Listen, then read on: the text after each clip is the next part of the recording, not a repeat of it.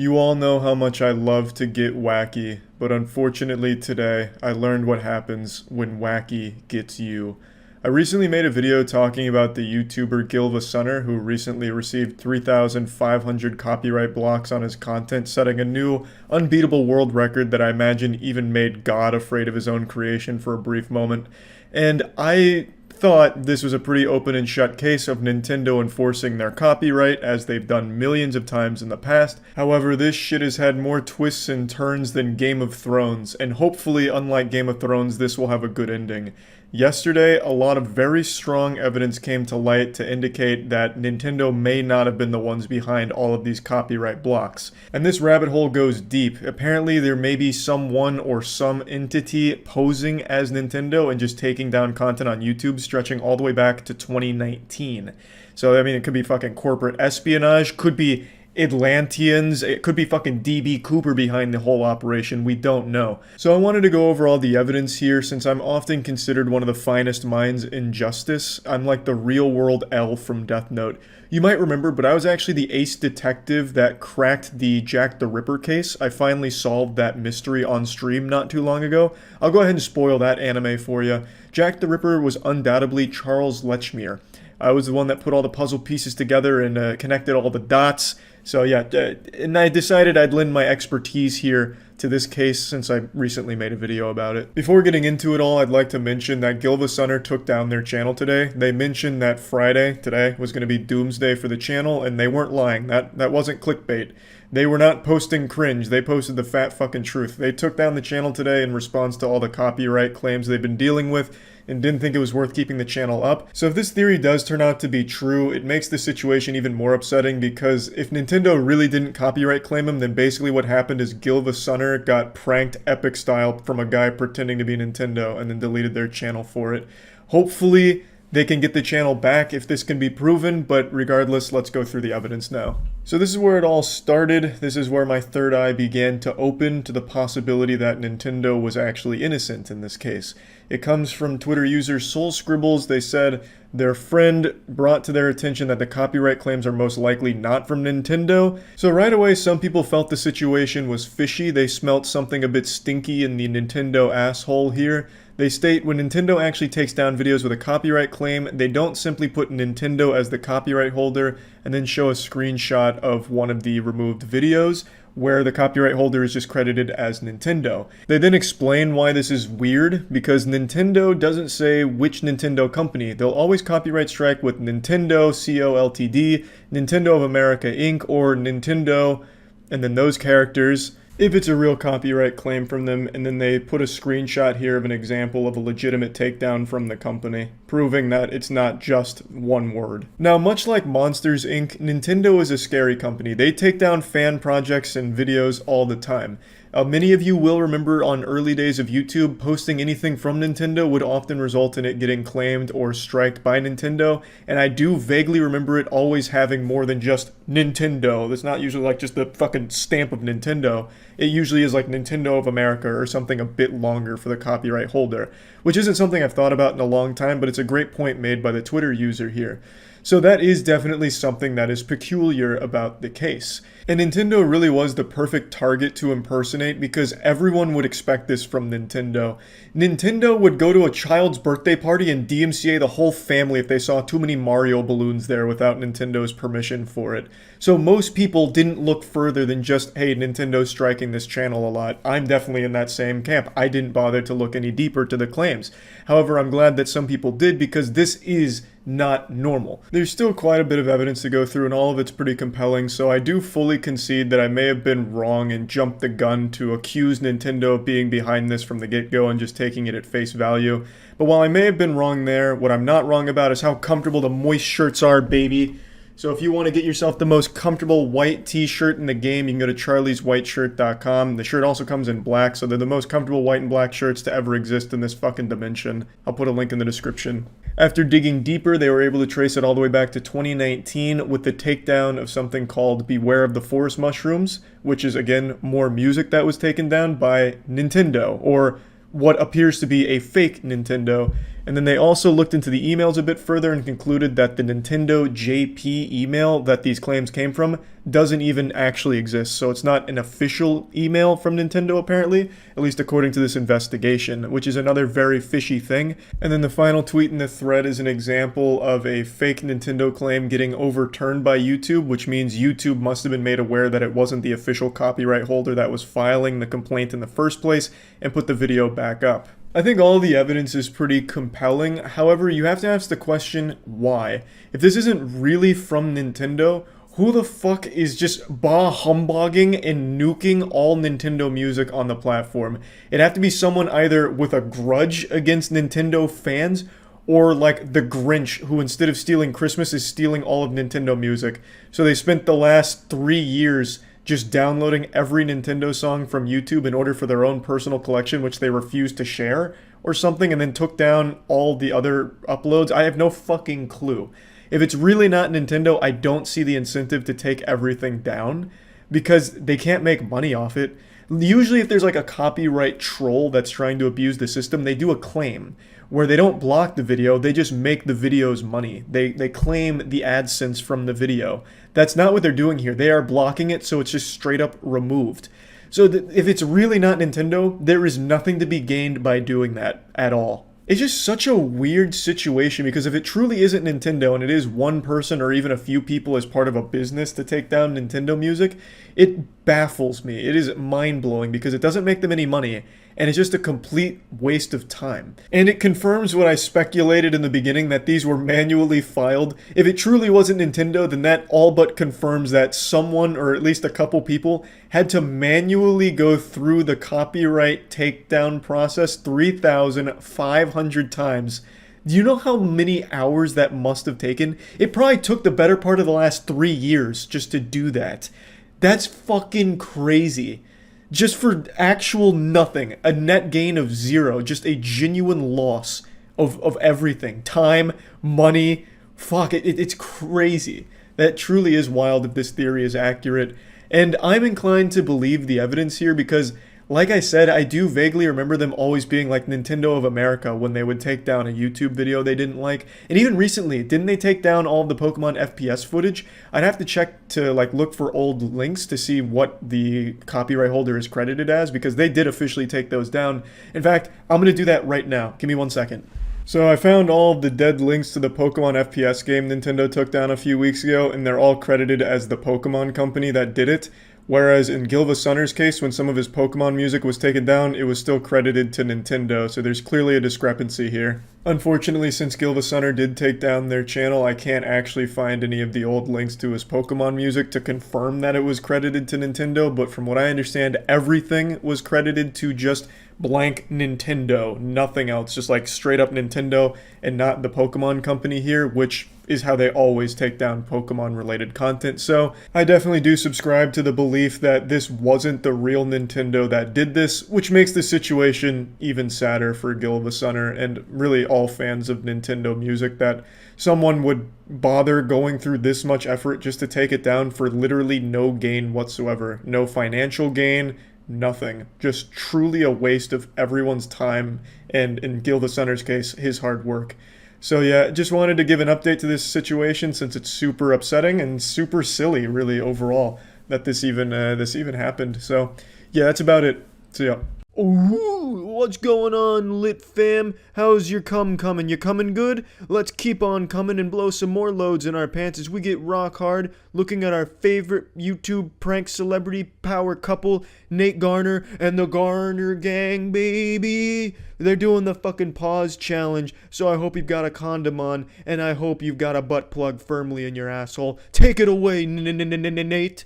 Pause! Oh, getting this started early. Chills all over my butt. Pause. Oh God, what are you doing? Oh! Yes, the Garner Gang, baby! God, fucking love the pause challenge. For those of you who aren't 9 years old and don't get off to the softcore porn on YouTube, the pause challenge is the wild and wacky new challenge the YouTubers are doing where you pause your significant other doing something wild and wacky and then you fuck them. You bend them over and you raw dog their fucking butthole on camera for the children, baby. Let's get back in there, Nate. I'm pregnant. What? Pause. Play. Oh, how are you pregnant, bro? You smashed me too hard. Well, yeah, of fucking course, it's Nate Garner. He only knows hard smashing, hard clobbering, the fattest mashing of pissers. Of course he fucking smashed the baby up into her vagina. Nate Garner is so goddamn good looking, he could eat out an 84-year-old grandmother and make her pregnant just through the fucking cunnilingus. God damn it. You think he wasn't gonna smash the fuck out of you? You gotta be fucking dumb. Yes, you guys, you already know what we're doing today. We're doing an epic Pause challenge today, baby. We're gonna do the pause challenge. So we're gonna pause, play. Oh, hey, pause! Stop messing with my intro, baby! If you guys are new here, wait, I forgot to say it, dude. Go! Oh my god! These two were like literally born to be YouTubers, like some Powerpuff Girls shit. Professor Utonium mixed sugar, spice, and supreme clothing to create the perfect douchebag YouTube shitty content creators, and then bang, he accidentally had twins and now they're pretending to date. It's fucking incredible. They were literally born in test tubes to be YouTube douchebags. They're perfect for each other. The fucking girl, pause, play. Like, it's unreal. It's some of the shittiest, most generic douchebag content I've ever seen, but god damn it if it doesn't make my dick hard as a fucking diamond, an adamantium dick it gives me. Let's get back in there. You gotta deal with me. Play! Morning, Garner Gang! Welcome back to another video. If you guys are new here, don't forget to smash the subscribe button. Oh yeah, I'll smash that subscribe button, you bet your sweet fucking ass I will. You should also go smash the follow and subscribe button at twitch.tv/moistcritical. I don't usually wear a snapback and I don't often jerk off to YouTube douchebags, but when I do it live. You might catch me jerking off. Yeah, I'll just make it look like you. Oh, that's so super pause and mute. Did you catch that textbook pussy slap from Nate there? Just, oh, might as well make it look like you peed. Start fucking tickling her clitoris and flicking her bean and shit. No, don't do it to me, please. You're doing it? This is what you get. This is what you get. Oh, that's so weird. Oh, that's so weird. Hey, That is why I'm subscribed right there, Nate. Yes, now I have to change my fucking pants like I always do watching you and Carissa get into your prank wars. This is shitty. I fucking hate YouTube content like this, man. But this is how you speedrun YouTube right now. So take notes from the Garner Gang. The dude's channel's blowing up. This is literally just the most generic shitty content there is. But it's exactly what YouTube promotes and exactly what younger audiences want to see. So hey, you do you, man. Keep pulling your girlfriend's pants down in public and whatever other shit and slapping her vagina on camera and whatnot. Hey, softcore porn, baby. That's that shit. Fuck yeah. That's it. See ya. In 2019, McDonald's paid a YouTuber to create a sponsored video to try and get their audience interested in working at McDonald's.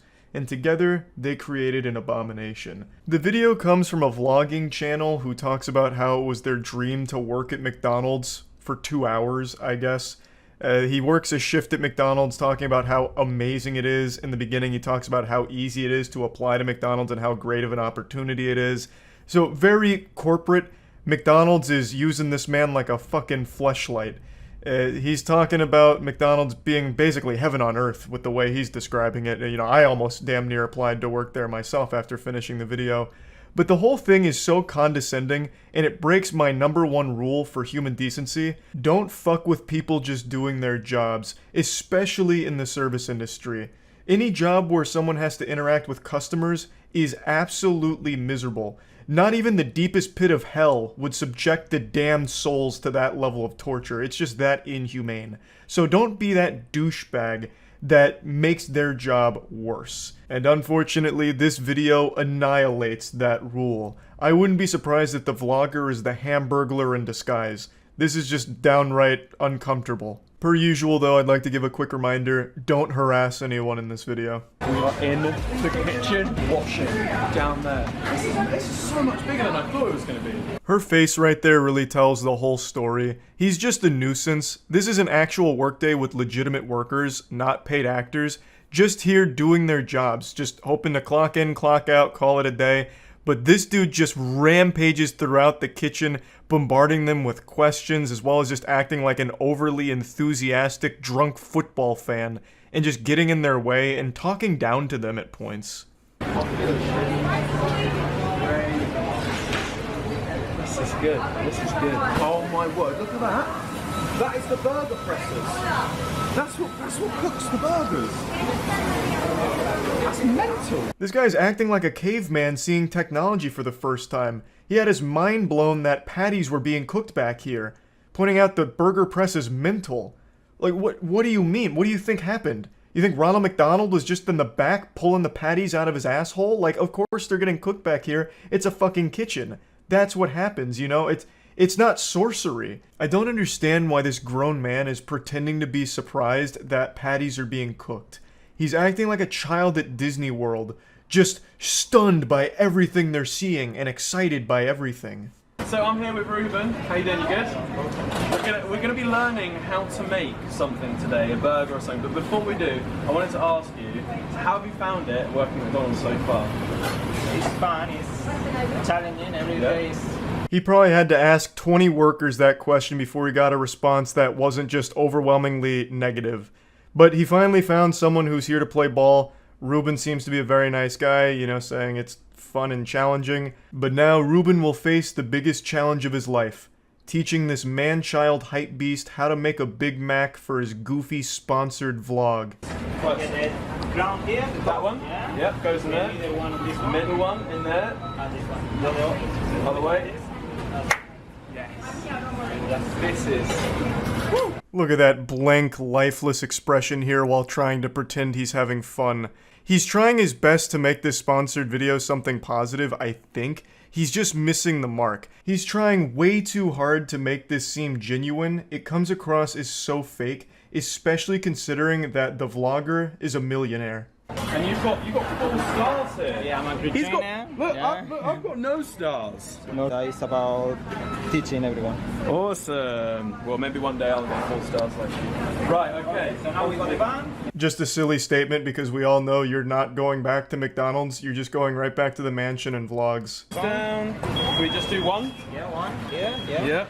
I want more on this one. Oh, this one as well? I'm so happy. Okay, perfect. I've made my very own Big Mac.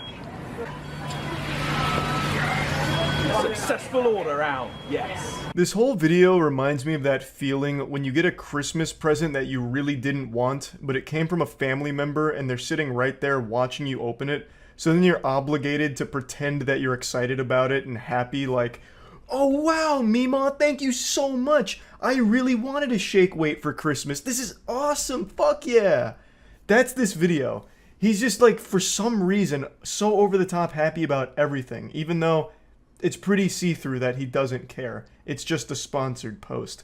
But bless Ruben's heart, because this guy seems like such a great guy. He made the Big Mac himself and just let the vlogger put the patties on. So he didn't compromise someone's order for the sake of this guy's awful vlog. He still made a quality Big Mac because he didn't want the vlogger to ruin it. So hats off to you, Ruben, for that. That's how we do it here. This is, honestly, this is an operation. This is such an operation. Look, we've got burgers going. This is just mental.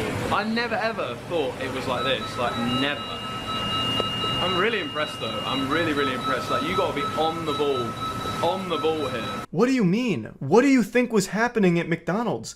This shouldn't come as a surprise. You can see the kitchen from the counter when you're placing an order inside. Like, what did you think was going on back there? They have a wizard on staff who's just conjuring up all of your food when you place an order? Okay, we're gonna learn how to fry some chips, right? Yeah? This is something that I've wanted to do. One question I wanted to ask you, what's one skill that you've learned here that you never thought you would like learn when you first started? I think I'd fit in perfectly, you know. I've got the skills, I think I would learn a lot as well. There's just something wildly uncomfortable about this whole video. From asking these pseudo-interview questions to pretty much everyone he talks to. I think he was probably forced to ask these questions by the sponsor for the video. And then also just his fake enthusiasm. It's just bad. Flurry machine, oh my word, this is like a dream come true. So we're gonna make this, but I want to ask you first, you're the customer care assistant, damn. Well, look at you, that's great. So you're dealing with customers all the time? Yes, I do. Make this, right there. That's perfect. That's why you're the customer care assistant, yes. You see what I mean? There's something just off-putting about the way he talks to the workers here. Saying shit like, damn, look at you, or that's why you're the customer care assistant. Like, it just seems so belittling and talking down to them. Maybe I'm reading too deep into it, and maybe he's just not comfortable in this format, but that's just the vibe I got across this whole thing, where he feels like he's better than everyone around him, so he's just teasing, like passively teasing them. I've never really liked these kind of videos where they treat average people like props for their videos. I think it's terrible, and this whole video just comes across as douchey, and it certainly isn't helped when he says shit like, this is a dream come true. Obviously he doesn't mean that. Put your money where your mouth is. If you really do mean that, quit vlogging and work full-time at McDonald's for the rest of your career. Show me that you really mean that this is a dream come true for you. Hi sir, how are you doing? How can I help you today? Welcome to McDonald's. I'm good. Alright, what are you doing? I'm now working at McDonald's, James. How are you? Yeah. What would you like, mate? I get plain chicken and Sorry, what would you like to serve? I get plain chicken and Alright, so you need to pay... Sir, the total price is £5.93. Would you like to pay cash or card? Cash or card? Oh, jeepers. This part is rough. And I cut out like a full minute of this conversation. I feel awful for the worker that had to stand next to this guy during this full NPC conversation here. There is no bit of dialogue that's cut from the video or edited. It's just an uninterrupted flow of consciousness with them kind of making a mockery of it as the worker stands there next to them at the cash register. Like, it honestly feels like McDonald's sponsored this guy to bully the workers. It just seems so, like, passively aggressive at points. It just dreadfully misses the mark. McDonald's sponsored a clown to go to the facility to make the workers' day a little worse for 2 hours. Pretty well. I did pretty well. So we're working at McDonald's. What have you learned? Have you learned a lot about money management because you're on the tills? Yeah, definitely. Well, mostly confidence. Confidence. Yeah, That's a really big one. important. So you're a lot more confident when customers come up. You can greet them. You can say hello. You can have a Make little conversation. conversations so they remember the whole experience of McDonald's. This is a cry for help if I've ever seen one. This is a blink twice if you're being held hostage kind of situation. That response does not seem real. It seems like they fed her that for the video. I don't think anyone that has ever worked at McDonald's has anything positive to say about customer experience. That is without a doubt the worst part of the job, I'd imagine, having to talk to entitled assholes that go into McDonald's, because that seems to be a common occurrence. Of every public fight video that exists online, every single one of them, I would argue 98% happen at a McDonald's. Like, you either go to McDonald's for food or to fight. So I find it very hard to believe that she speaks highly of being able to interact with the customers. I'm very good. I've had an amazing afternoon working here at McDonald's today. How do you think I got on? Pretty good. So do you think I could potentially work here or develop into another role? Yes, we would love to have you on our team. Lovely. Yes. Lovely. You have Well, that is great news. Now his dreams really can come true. He's talking about how amazing it is, so I have no doubt that he signed up right after this video ended, and if I visited this McDonald's location, I would see him right back there having a good time making the Big Macs and blowing him a little kiss, making him with love because of how much he loved it, clearly. I cut out a lot of this video because a lot of it was just him interacting with his cameraman or his friend at the cash register for a painfully long time, and then another uncomfortable pseudo-interview, but I'll let him take it out here. Amazing shift. I worked with the best team ever over here. They're so hard working, and I genuinely didn't realise how much of a big operation it is behind me. I thought, it's kind of flipping the odd burger here and there, doing fries, but I've learned so many incredible skills from just being here for the day. I didn't cut out any of the work he did because he didn't do any. He didn't do shit. He did 3 things. He put 2 patties on a Big Mac that Ruben made, and he dunked some fries into the deep fat fryer and called it a day. Oh, actually, and he also made a McFlurry, kind of, but it was really the person next to him that made it, and he just held it. I can't imagine anyone enjoyed having him around. It wasn't exactly like a really pleasant experience for them, I don't think. I can't imagine they wanted to go into work that day and be like interviewed or have some hype beast running around yelling and screaming about how exciting everything is, even though it's very clear it's just an act for the camera. So I just thought this was probably the worst sponsored video I've ever seen and just wanted to share it with all of you. That's about it. See ya. Minecraft Twitter, what's up with that, huh? Wacky, goofy shit going on there. This is probably the millionth video talking about Minecraft stands on YouTube, but I wanted to kind of talk about something that just happened that's kind of got my ass greased up a little bit. I'll just break it all down for you, give you the full lore update, although I'm sure most of you know. On Twitter, one of the biggest, most toxic communities is the Minecraft stan community, with people that are extremely obsessed with Minecraft content creators on the internet. And this community eats itself alive. This shit is actual cannibalism. If you see a Minecraft stan on Twitter, just assume that they've tasted human flesh before. They're like little piranhas or catfish, just constantly eating shit for no reason. They just go out of their way to make themselves as miserable as possible and find things to be upset about. And it's usually the things they love the most. They absolutely murder the content creators that they're obsessed with. If anything goes even slightly awry with the perfect image they have of their Minecraft YouTuber, they lose their fucking mind about it and go on absolute Twitter rampages and trend everything about it. So recently this happened with Tommy Innit. Tommy Innit, very popular Minecraft player. He's a 17-year-old kid, and these bloodthirsty warriors on Twitter recently blasted him multiple times over the course of a couple days, and then he finally made an announcement saying that it's just been too much for his mental health and he's having to go to therapy now and doesn't really want to engage online anymore, which is pretty extreme considering he's a 17-year-old kid.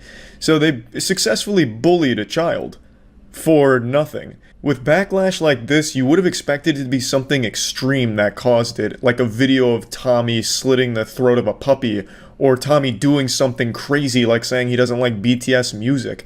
But it wasn't anything like that. He got all of this shit happening to him for a very lighthearted joke, which we'll get to in a minute. But I want to explain, he's not just going to like up and quit the internet as far as I know. It's just mainly targeted towards Twitter. He no longer wants to be there, which is completely understandable. Twitter is the most miserable place on the planet. It'd be more fun to live in an active war zone than it would be to spend an hour on Twitter. Truly vile garbage with absolute trash people on that platform.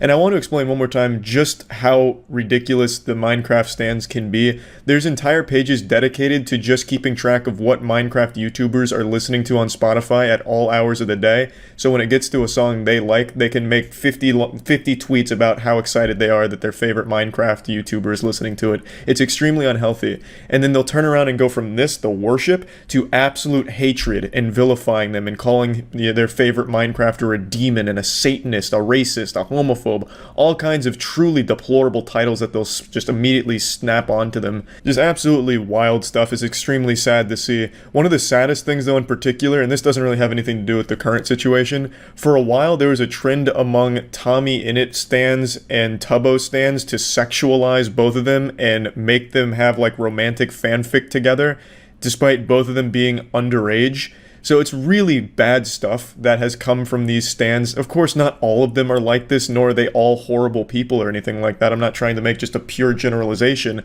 but it has led to so many horrible things for the content creators and really Twitter as a whole. Pretty much anytime anything happens with a Minecrafter, it trends #1, blocking out actual important things in the world. So it really is truly just an overall detriment to have this level of celebrity worship be commonplace and normalized on Twitter.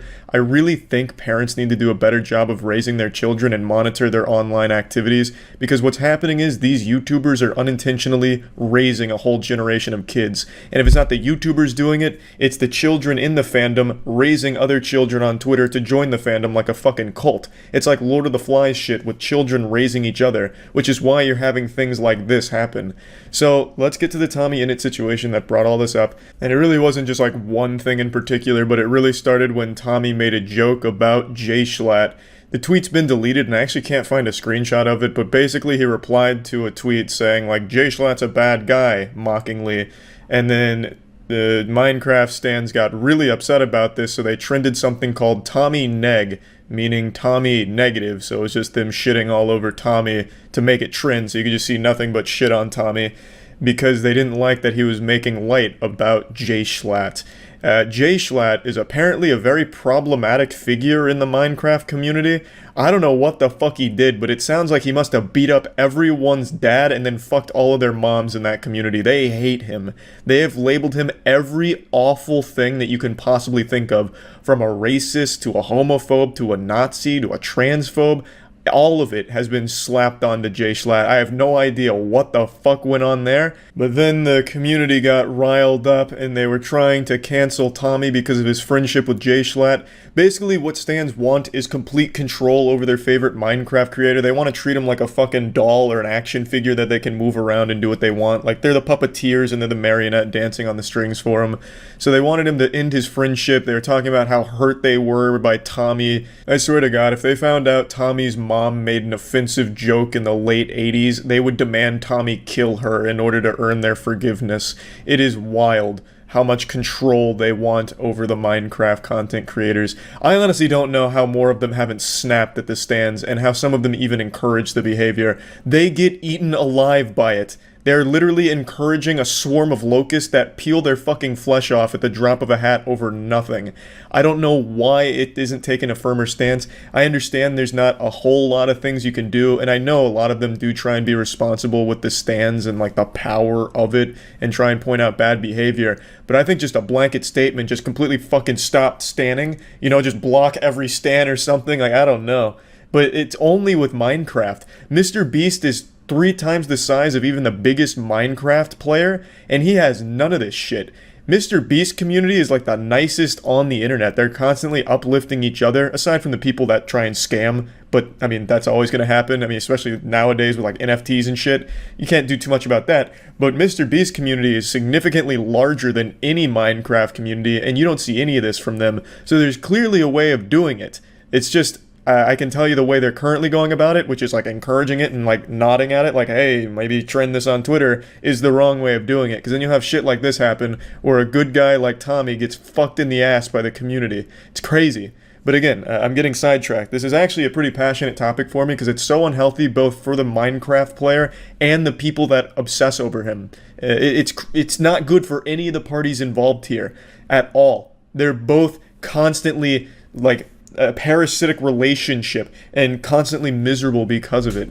But anyway, so after this whole Twitter debacle with the Jay Schlatt joke, Tommy had a stream, and in the stream the chat went nuts. In the stream, he asked the community to educate him on some things and just shed some light on some topics he wanted more information about. The chat was constantly calling him homophobic, questioning why he wasn't more politically active, as if that's his responsibility to be a fucking political activist for you. He's a Minecraft player. He doesn't need to, you know, also go with your exact ideals on how things should be in the world. Tommy has done everything he can to go out of his way to be as inclusive as possible to everyone from every community. I think he's an actual really good guy. And to be completely shit on, even though he's done so much for so many people, is just absolutely repugnant. The chat from some of the shit I've seen was awful. And during the stream, that's when he mentioned that the bullying on Twitter has just gotten too bad, and he's getting therapy now as a way of coping with it and getting over it, to try and be a happier person in light of all of this shit. And to no one's surprise, Twitter didn't lay off the gas. In fact, they used this against him, mocking him for getting therapy. Some of them even saying he has no right to get therapy. He's not a victim. The people he hurt with his friendship are the victims, and the jokes that he's made, those are the victims, not Tommy, so he doesn't deserve therapy. I wish I could find some of these tweets that I was reading, but unfortunately a lot of these cowards deleted them now after more people became aware of this awful situation they created. But it is really some of the worst things you can imagine from a community that's supposed to be all positive and all about educating Tommy on how to be a better person, when they themselves are horrible people. Horrible people, the things I was reading. And then the weirdest thing is, like, I'll click on some of these and then I'll read some of their tweets and it's absolutely awful. It's just hateful. Like, on this one in particular, there's this tweet. I don't know if this is a joke or not, but even if it is, then you're an absolute hypocrite, because you're mad at Tommy for jokes that are insensitive, and then you'll say something like this. and that's okay. You even use a homophobic slur, and apparently that's okay for you to do. Like, I don't get it. It's like these Minecraft police officers, professional Twitter warriors, are actually not that great of people themselves. As always, don't go harass anyone in the video or anyone that participated in any of this. Don't do that shit. That makes you just as bad, if not worse, than the people that actually participated, so just fucking don't.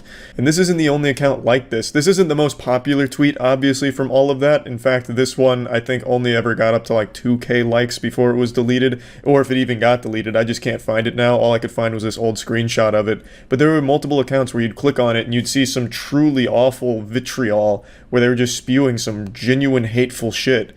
The things that they were saying they didn't like, you know, trying to spread positivity, and then you go on their actual Twitter and it's nothing but hate and negativity. Just all around, this shit made me really mad today. Like I said, I think Tommy's a good kid. I think he had a lot of success at a very young age, and I don't think he let it get to him. Like, I feel like he's not going to become a douchebag or anything, even though he's already a multi-millionaire with a following of like tens of millions of people constantly worshiping him. He's still able to stay level-headed. And he recognizes that Twitter's a horrible fucking place, and they bullied him off of it, and now are mad that he's off of it. So when he left Twitter, or at least said that he wasn't going to be as active on it, Twitter fucking attacked him for that, immediately proving why he didn't want to be there anymore. Like, it's a community of people that just love to hate, and that's all they like to do. It's people that always want a constant enemy, a villain to attack. And for some reason, they choose their heroes to do it to. It makes no sense to me. This happens to Dream once a week at least. And it's happened to other Minecraft players as well. It's just crazy to me. And it's really upsetting to see it, to be honest. I think there needs to be like an age limit on Twitter, man. Like, you shouldn't be allowed on Twitter if you're under the age of 18. Because it is just not healthy for anybody letting kids on that platform. It is just fucking not. It's bad for everyone's mental health. So anyway, I just wanted to talk about this whole thing because this one just fucking blew me away. And that's about it. So yeah. He cut his hair! Kissing and how to have a good kiss with a girl. Oh, now she's not going to want to kiss you. Now you have to pay her to kiss you. Shows her that cut your hair, man. What are you doing?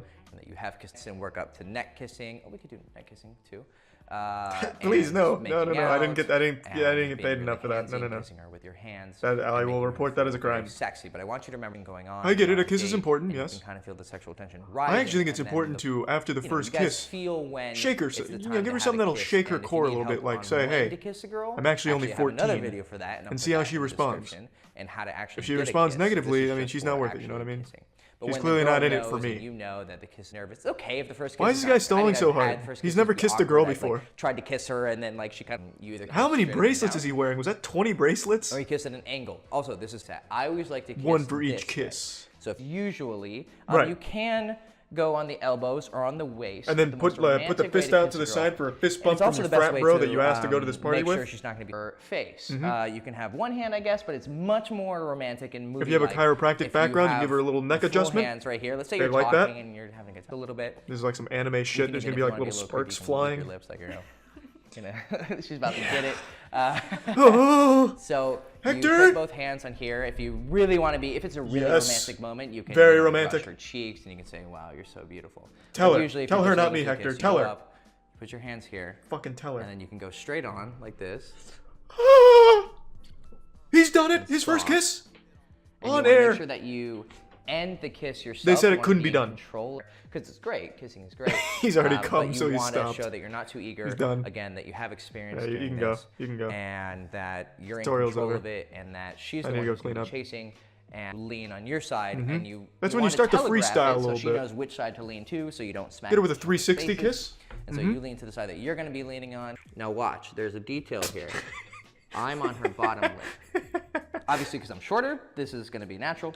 But when you're in control of it, this is when you suck on her chin. She's going to feel more feminine. Yeah. Because as a man, you're in control, like we lead. What does she think? Does she agree? Kissing the bottom lip. That doesn't matter. It doesn't matter. It doesn't matter what she thinks. Like that. And then. Oh, yeah. Just like that. You're opening up and closing. I know this is. I think I've got it now. 20 minutes. Fucking kiss, and I've heard from girls that a lot of guys don't know how to. Thomas Alva Edison no. Somebody. This guy's much cooler than Thomas Edison. Wig for self-defense. Granted, my only exposure to Thomas Edison was Jimmy Neutron, but Meet this guy looks a lot Yoshiro cooler. Nakamatsu. Largest collection of Legend of Zelda memorabilia? Hey, our first female collector. Wow. Look at all of that. Is that the whole collection? Just no one collects Zelda shit? And I bet I have something she doesn't have. Game, Majora's Mask. The Sorks guitar. Nope, I immediately just saw it. It's the Master Sword. Item in the collection. Well played, I Anne. think Well played. There are only 7 in the world. I have something she doesn't have. She wouldn't want. So it will just keep growing. Oh yeah. Hey Anne, your collection's not complete without one of these limited edition.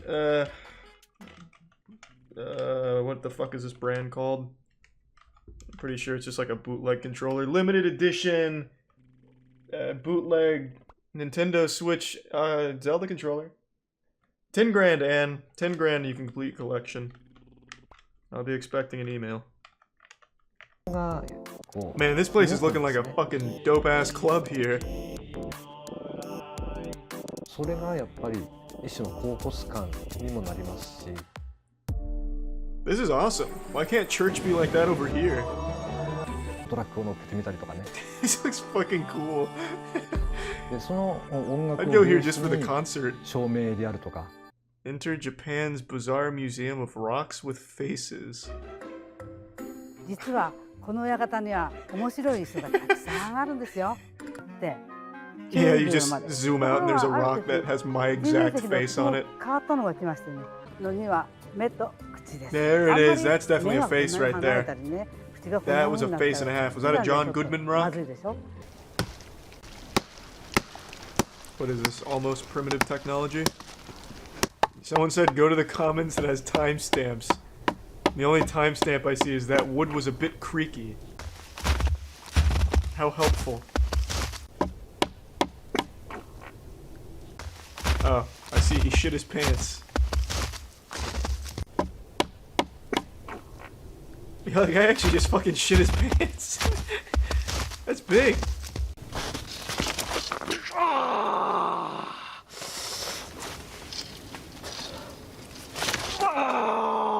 Maybe I think it's a parody just because of how this guy looks.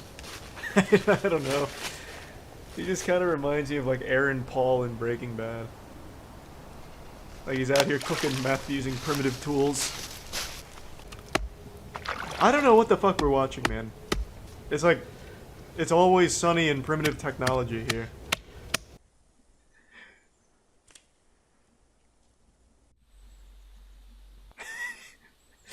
This is pretty fucking good, man. This guy's dressed like a fucking riot control officer back in like the biblical era. Fucking got body armor on and a little fucking bow and shit. This guy probably actually lives out here too. Like he's committed to like 5 times as hard as primitive technology. Oh, this is where he makes those shoes he was wearing.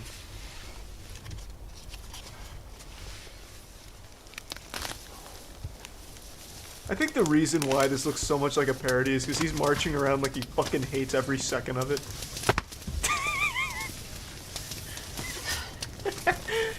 God damn it! I just want some fucking YouTube views, damn it! Damn you, primitive technology, you motherfucker! I'm literally living out here! Like, honestly, this guy seems better at it than primitive technology, to be fair. Wow!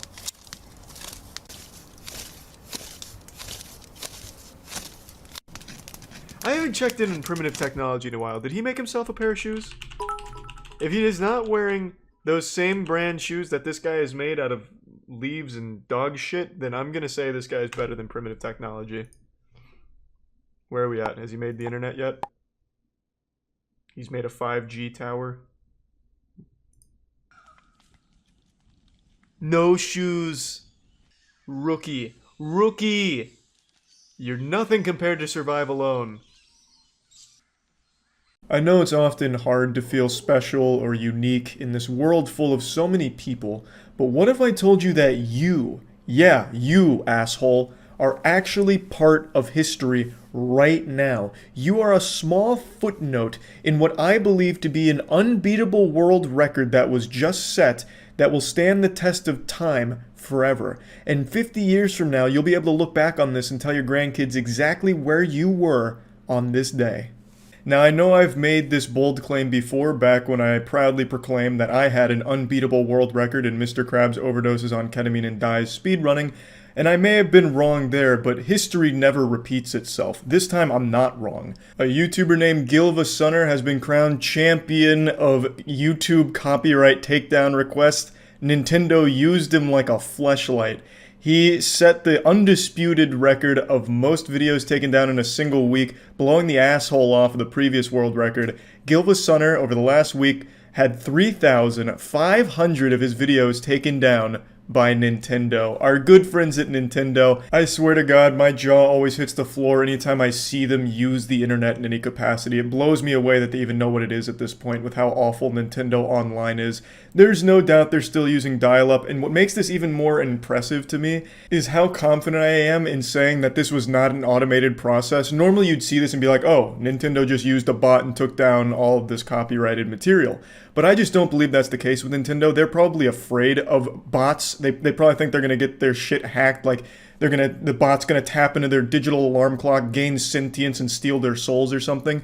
So I truly believe they just had some unpaid interns manually go through 3,500 of Gilva videos and go through the tedious, laborious process of filing the copyright takedowns manually on each of them. And 3,500 takedowns is absolutely absurd. That is such a fucking crazy amount. If you ate a single M&M for each takedown here, you'd be diabetic by the end of it.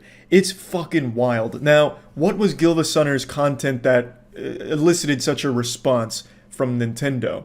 Gilva is a channel that re-uploaded Nintendo music because Nintendo themselves doesn't officially publish it anywhere that I can find. It's not on Spotify and they don't like release it digitally anywhere, at least not from what I've been able to find or what I've been able to pick up from the community. So they have YouTubers that do it for them, but not official YouTubers, just fans of Nintendo properties will take and upload video game soundtrack from Nintendo properties and post it on YouTube so that way people can listen to it and enjoy it without having to fire up the Nintendo Switch, plug their headphones into it, and walk around with a Switch in their pocket just to listen to their favorite Smash Bros. Song. Which is obviously impractical, and that's still not even a real solution because the Switch will turn itself off after a certain amount of time, so you'd have to just like keep playing the game to keep hearing the music.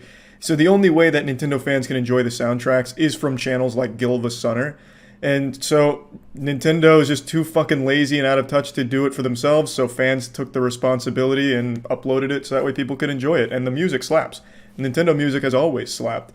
But Nintendo's finally starting to strike back, and they targeted Gilva first. I don't know if he was necessarily the biggest channel for it, but they came at him with the condom off. They stretched his ass out. There was no mercy here at WrestleMania. Nintendo went wild. So the thing is, Nintendo is completely within their right to do this. This is their property. They can defend it however they like, and they always do. You see them millions of times taking down fan projects. That's no surprise that they've done this. But it's really super scummy to think about it when there's no alternative, right? Like if Nintendo had an official release for their soundtracks, or like their soundtracks were on Spotify and other places, then yeah, obviously taking down channels like this makes sense because why not just go to the official source? Why bother with the re-uploads from someone else that's not affiliated with it? But Nintendo took this shit down and there is no alternative, so it's just buried now. Now you have to, like, let's say you're at a party and you're like, hey guys, let's listen to Luigi's Mansion soundtrack. You know, you can't just be like, pass me the aux cord. It's gonna be like, all right, pass me the GameCube so I can set it up and fire up Luigi's Mansion and listen to the soundtrack. Because that's the only way you can do it. There's no other, like, official way of listening to Nintendo property music other than the YouTubers who are re-uploading it, which is illegal, of course. Nintendo can take it down, but I don't see why they do when they don't upload the official soundtrack themselves. Like, if they were going to start uploading the music themselves, then sure, take that shit down. And I'm sure even the channels will be like, hey, that's fine because we can't even monetize it anyway. It's not like it affects them that much. So it is pretty shitty if you ask me. Of course, it is fully within their right to do so, but they don't have an official way of listening to this music. Nintendo refuses to release it, and they've never fucking bothered. So why even target the people that are just uploading it as fans? They're not making money off it. They're not stealing customers from Nintendo. These fucking fossils that run Nintendo always surprise me with just how silly their decisions are. They are truly against fun. And they're just so behind the times, it's laughable. Again, look no further than Nintendo Online. I will always take every opportunity imaginable to warn people about Nintendo Online. I'm like one of those doomsday people that stand on the side of the road like, the end is coming, buy my eucalyptus oil or whatever. You know, it is really that bad. I will always take every chance I can to drop my pants and plant a little stinker sprinkler right on the Nintendo Online service and talk about how shitty it is. You are paying for the worst online service in the business. It is a joke. And Nintendo charging for it is nothing shy of Nintendo spitting in your face. It is downright unusable on certain games. It's so fucking garbage. And Nintendo doesn't care. They don't improve it. They don't bother. It's pathetic. You're better off trying to like fucking Wi-Fi battle with your friends while you're both stealing internet from a local McDonald's that happens to be dilapidated while during a thunderstorm. Like that's the kind of service you get when using Nintendo Online. It is trash. And they don't do anything about it, and they still charge you money for it. Instead, they focus their attention elsewhere, like striking down YouTube channels that are just re-uploading their most popular songs that they themselves refuse to publish anywhere. Nintendo could easily sell these soundtracks and make a killing off it, but they don't. And I think it's the fear of what if the music gets stolen or some shit. I really can't wrap my head around why they choose not to. But I wanted to talk about this because 3,500 videos being taken down is massive. And the channel still has about 6,400 videos still up. So that number, it could still get pumped up a little bit. Nintendo may only just be beginning.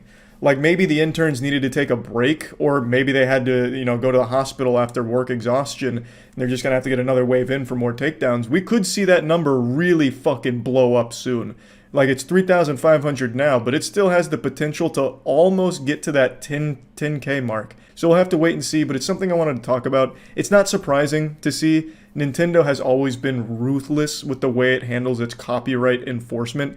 They are more fucking vicious than Viacom. And they're so out of touch that sometimes they forget that time zones exist. I remember when Hyrule Warriors Age of Calamity came out, the game released a little early in places like Australia because they were a little ahead, so they had the game a bit early. So people started streaming Age of Calamity, and Nintendo struck them down and had their channels banned because they didn't understand how time zones worked. So, if you're going to do anything Nintendo related, like post videos about it or content around Nintendo, just be careful. So yeah, I obviously feel really bad for Gilva Sunner here, who put so many years of work into this. I believe it was 11 years worth of re-uploading soundtrack from their favorite titles completely for free, making $0 off it, spending a ton of time on this channel, only for Nintendo to come in here and take it all down without even offering an alternative. So now that music is just gone for people to enjoy. They can't do it now. So Gilva Sunner announced that he would be closing the channel in the next few days, which is extremely sad. There is still 6,400 videos on it, so I wish he wouldn't close the channel. I'd really like to see at least maybe if they decide to overturn their decision, maybe they have a change of heart. The power of friendship finally wins like it does in all of Nintendo's games. Maybe they're like, hey, maybe we're the bad guy. We'll put it back up, at least until we announce our official soundtrack source.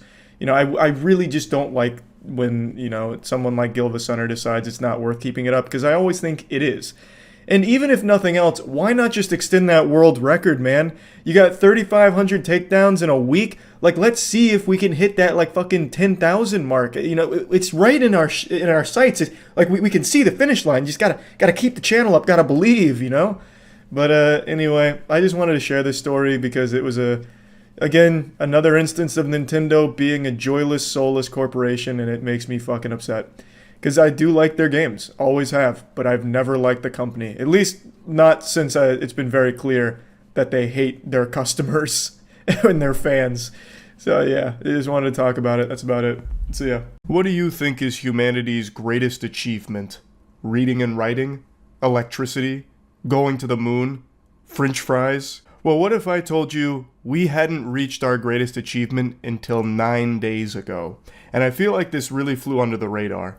And luckily, YouTube's mysterious recommendation algorithm tossed me this video, and I gotta tell you, sports fans, my third eye was truly opened. We had been living in the dark ages until this brave YouTuber accomplished what I'm about to show you today.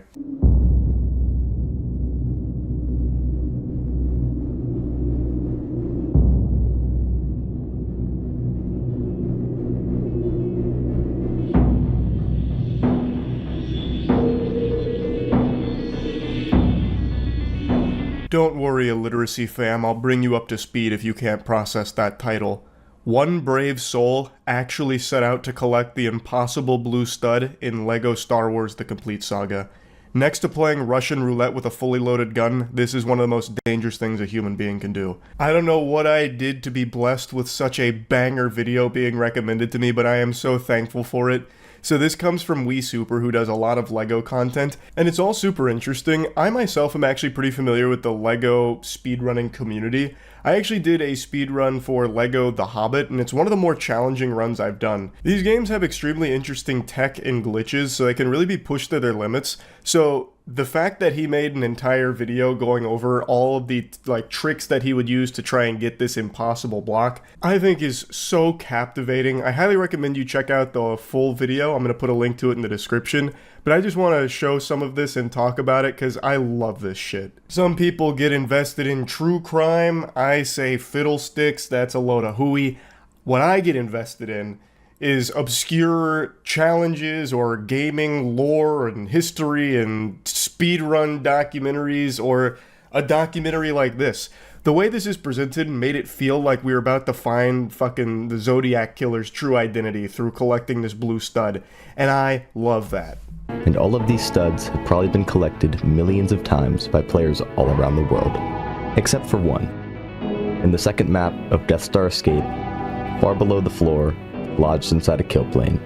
This is LEGO Star Wars Impossible Blue Stud.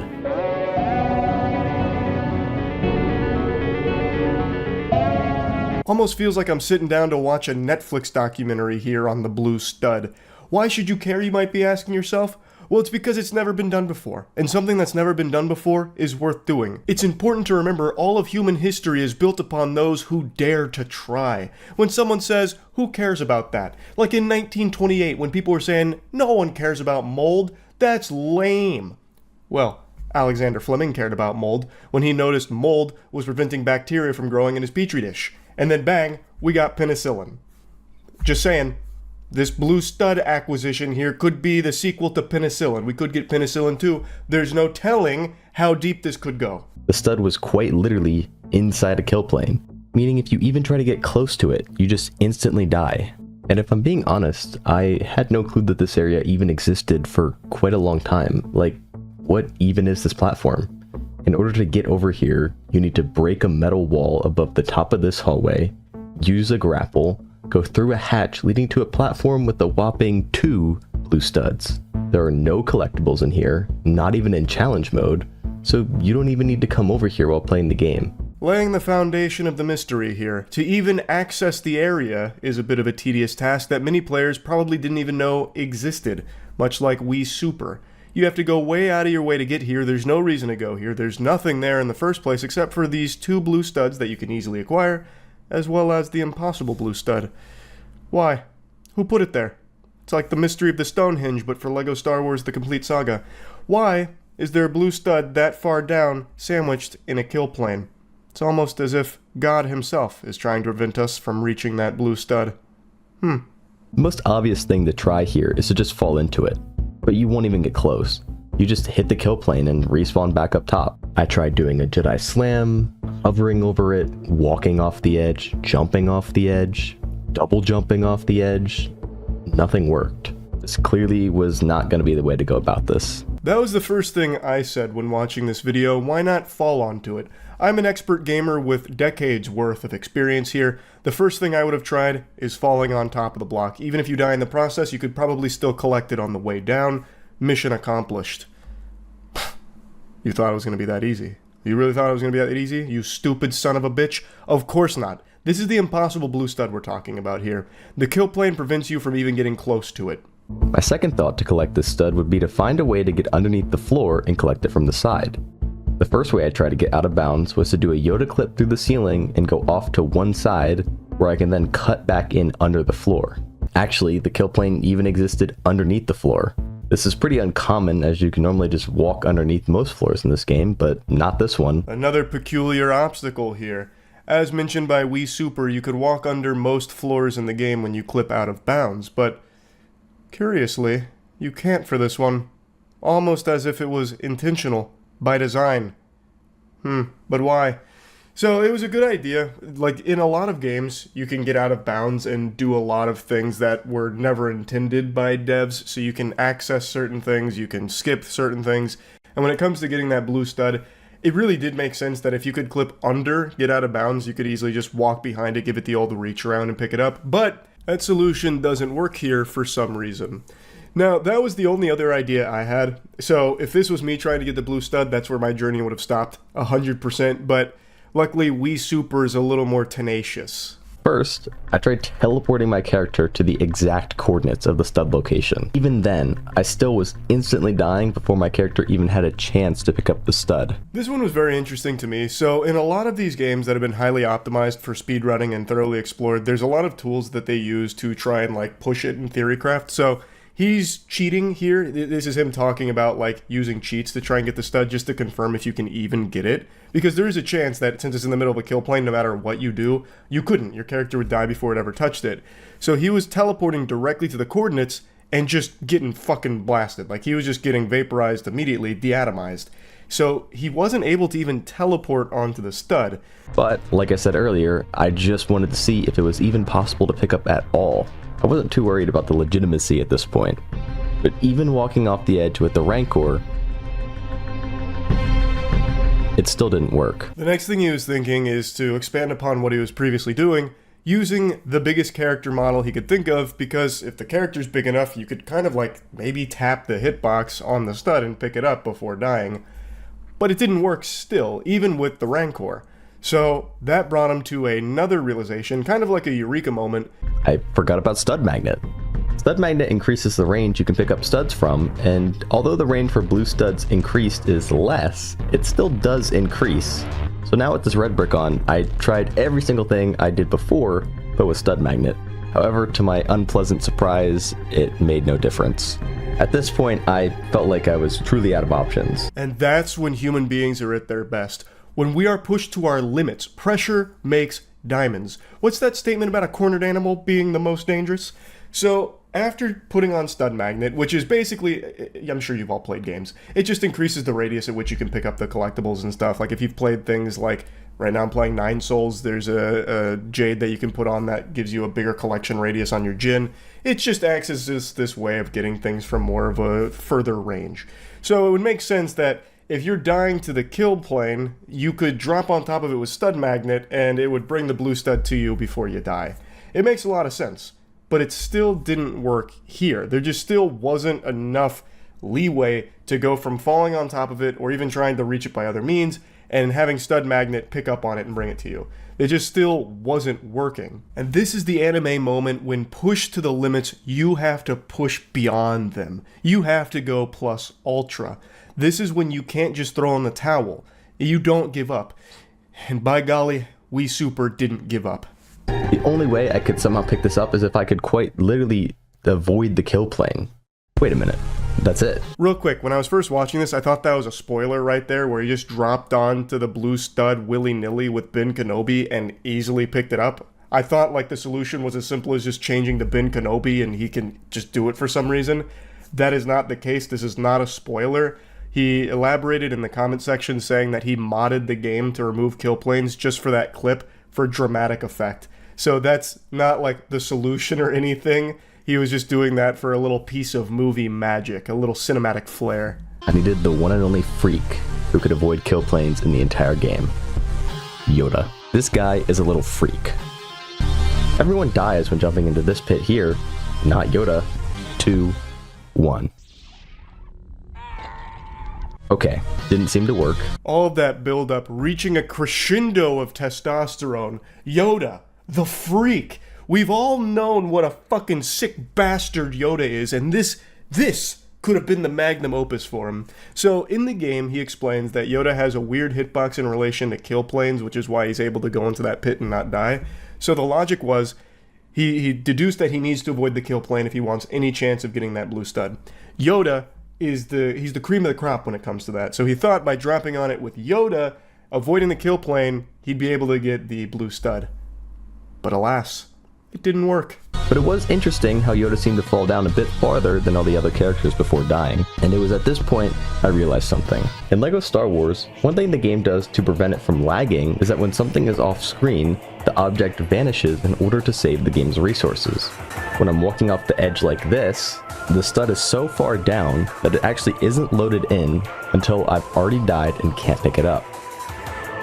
So with Yoda as our character, stud magnet turned on, and the camera panned down far enough that the stud is in range so it's loaded in, it was finally time for our final test. It had been done. And just like that, for a brief moment, the world stopped spinning. Humanity in unison felt something deep within them, in their soul, their DNA crying out to them. The impossible blue stud had finally been collected. So the solution is so simple, but it's obviously not one I would have ever thought of, and clearly nobody else, until We Super came around and started like really poking at it and theorizing. And it turns out what you needed to do was pan the camera down so it would load in the blue stud, and then you just drop on it with Yoda, who has a weird relationship to kill planes, and you can get the blue stud. This is something that anybody can do right now if you really want to be among the impossible blue stud squad. Overall, just such a fucking great video. I love content like this. We Super made a great video. It was extremely interesting, and congrats to him for being the first to collect that blue stud. So yeah, definitely check out his channel. I got a link to the video in the description. Check out the full video, and yeah, that's really about it. So yeah.